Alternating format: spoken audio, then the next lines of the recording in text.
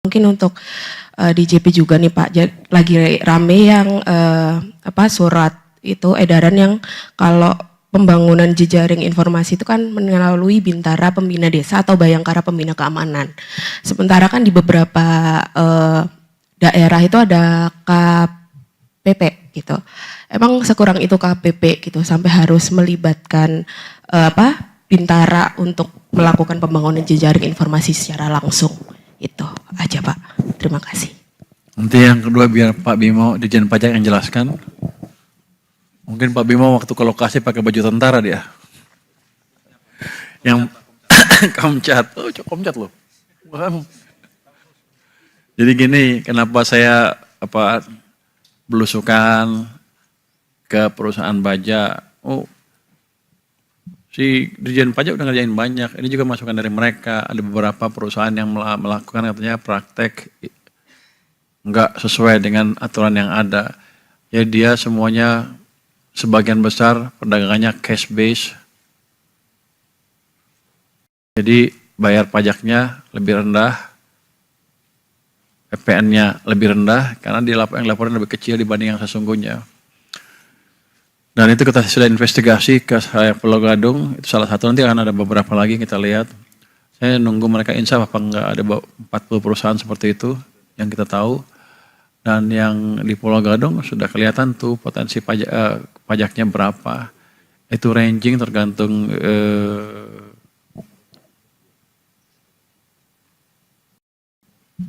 bukan pendeteksi, tergantung nanti seperti apa yang pasnya, berapa besar kita akan hukum segala macam, itu antara 100 sampai 500 miliar rupiah pajak terhutangnya itu dari satu perusahaan selama beberapa tahun.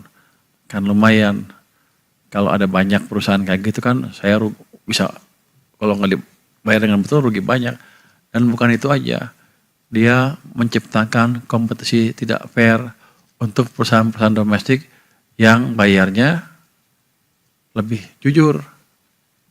Cash base, bukan cash base ya, betulan lah, semuanya bayar PPN segala macam, sehingga sebagian perusahaan baja domestik tadi ngancam saya. Kalau nggak dibetulin, saya akan juga beroperasi secara gelap seperti perusahaan Cina. Jadi saya pikir saya mesti bereskan itu. Ini belum selesai, ini baru satu. Nanti ada beberapa lagi, kalau mereka nggak insaf ya kita datangin lagi. Gimana Pak? Udah sebagian datangin Pak Dirjen katanya mau bayar, tapi kita akan tetap cek betul nggak yang diklaim oleh mereka. Kita kan bisa cek macam-macam, cek listriknya seperti apa penggunaannya, cek importnya seperti apa.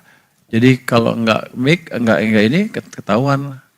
Dan kita punya ahli khusus auditor perusahaan-perusahaan yang biasa dengan cara perusahaan-perusahaan Cina membohongin pemerintah. Jadi sekarang tidak akan bisa lagi terjadi itu. Untuk yang itu, Pak Binsa silakan Pak Bimo jelaskan.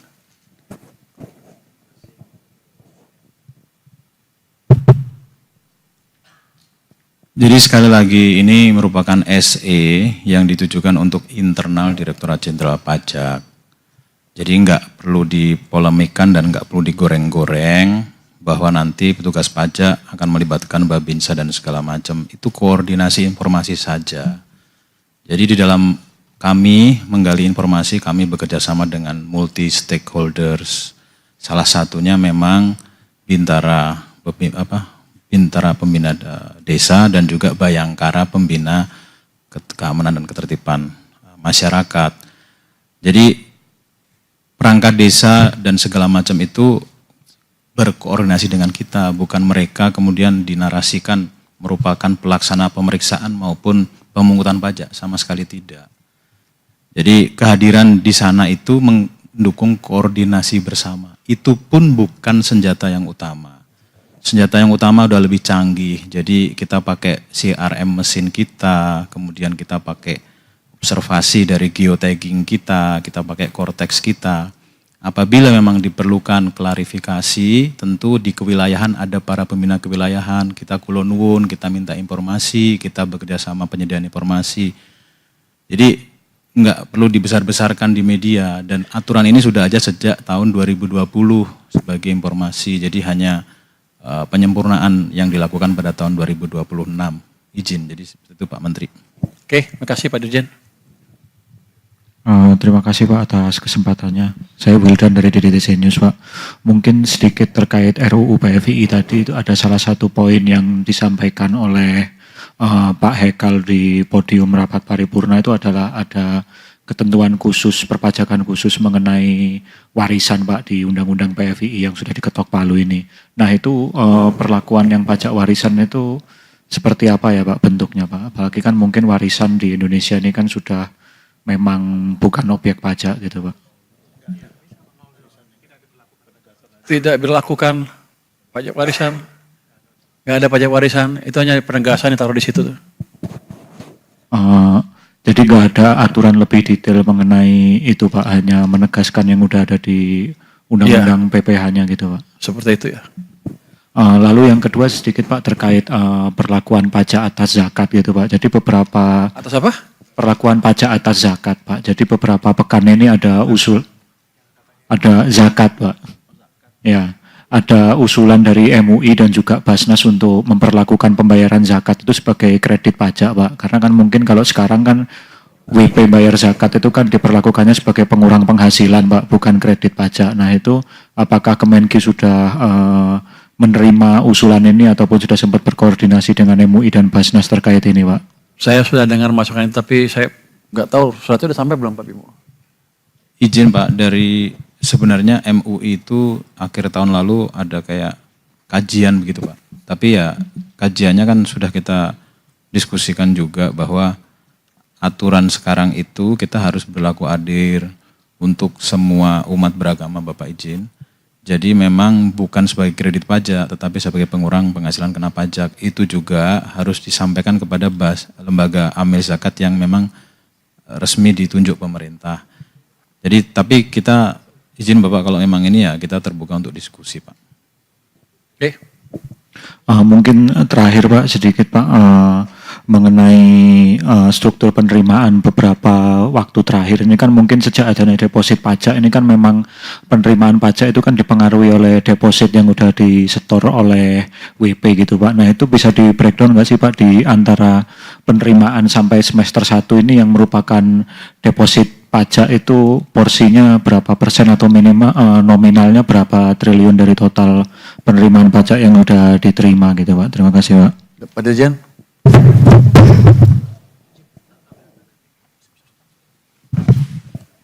Kalau nggak bisa di breakdown ya nggak usah di breakdown Pak Dirjen, santai aja. Enggak Pak, ini Jawabnya nggak bisa. Ini wartawan atau auditor ini Pak. Sudah kami sampaikan Pak Menteri. Jadi sebenarnya sudah ada kode mata anggarannya ditujukan untuk jenis pajak apa, tapi memang statusnya memang diberikan keleluasan untuk deposit. Jadi memang clearance-nya tergantung wajib pajak, kita nggak bisa memaksakan. Itu merupakan sarana yang ada di Korteks Bapak. Nantinya akan clearance juga, mereka kan pasti akan clearance. Mungkin kan ini kan kalau sampai Juni kan ada 1.000 tuh Pak, mungkin yang mungkin deposit yang masih statusnya masih gantung gitu itu ada berapa ratus atau berapa puluh triliun gitu sih Pak, mungkin sekedar mengklarifikasi angka yang ada aja Pak gitu Pak. Terima kasih Pak.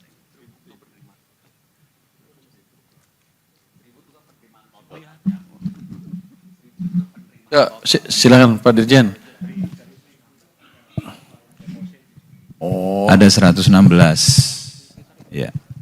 Nanti akan clear by the time, tergantung wajib pajaknya. Jadi jangan maksa-maksa korteksnya untuk mengalokasikan. Itu setiap tahun ada kan, seperti itu kan. Ini normal behavior. Ada Bapak, dan diaudit oleh BPK juga. Jadi Clear ya? gini, Anda pasti mau bilang pajak sebetulnya kecil ya.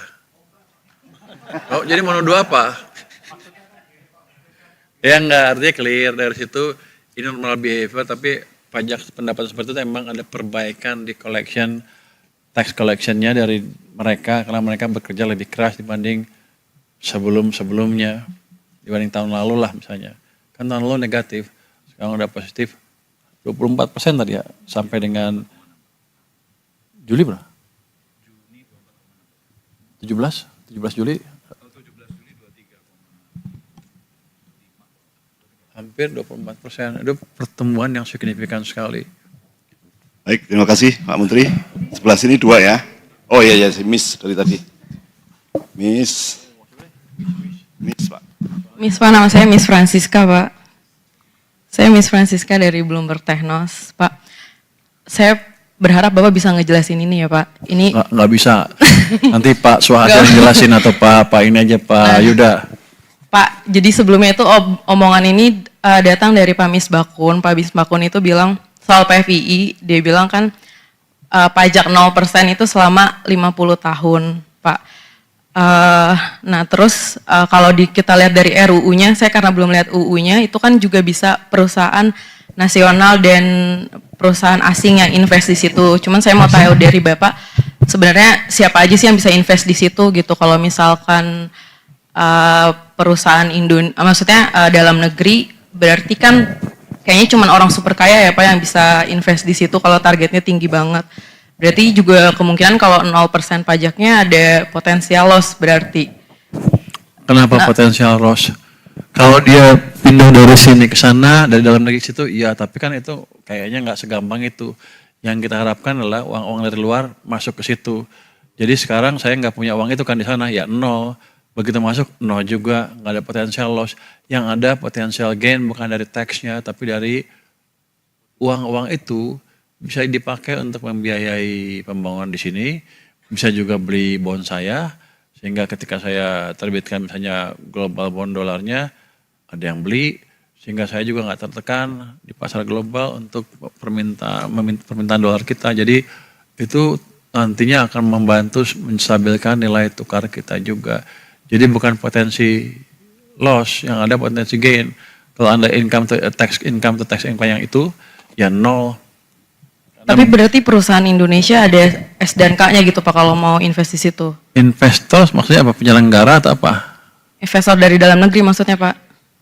Yang siapa aja yang mau di situ, invest di situ? Atau memang itu untuk asing aja Pak? Tapi incorporated di sana, perusahaan di situ. Yeah. Jadi misalnya Himbara bikin bank di situ, boleh nggak dia uangnya ke situ? Ya nggak bisa. Himbara bikin perusahaan di situ sendiri. Nanti yang ngeran itu PFII kan ada operatornya kan. Ya bisa sekarang Danantara kan yang pertama akan masuk situ, bisa juga nanti yang lain kan bukan satu. Tapi untuk sementara kita fokus satu dulu biar jalan betul, kira-kira begitu. Tapi kalau untuk pajak 0% selama 50 tahun itu terkonfirmasi Pak? Memang Kita akan selama melihat 50 tahun gitu? Untuk tahap pertama sepertinya seperti itu.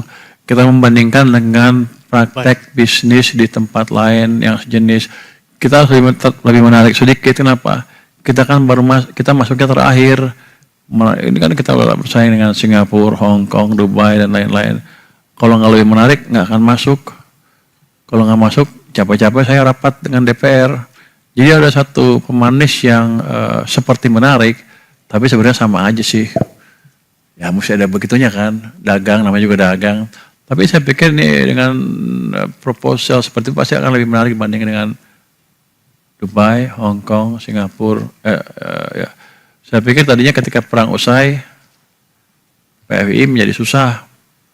Tapi kan kita melihat bahwa ketidakpastian nggak hilang rupanya. Amerika masih perang nyerang, jadi masih itu kan. Jadi ada demand untuk pusat finansial baru di dunia. Kita ingin memanfaatkan itu.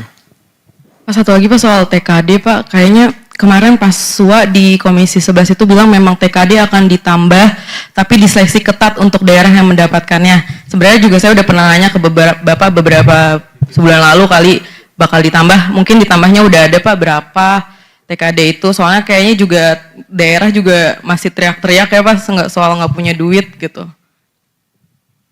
Subscribe, share, like, and comment. Subscribe, share, like, and comment. Subscribe, share, like, and comment. Subscribe, share, like, and comment. Subscribe, share, like, and comment.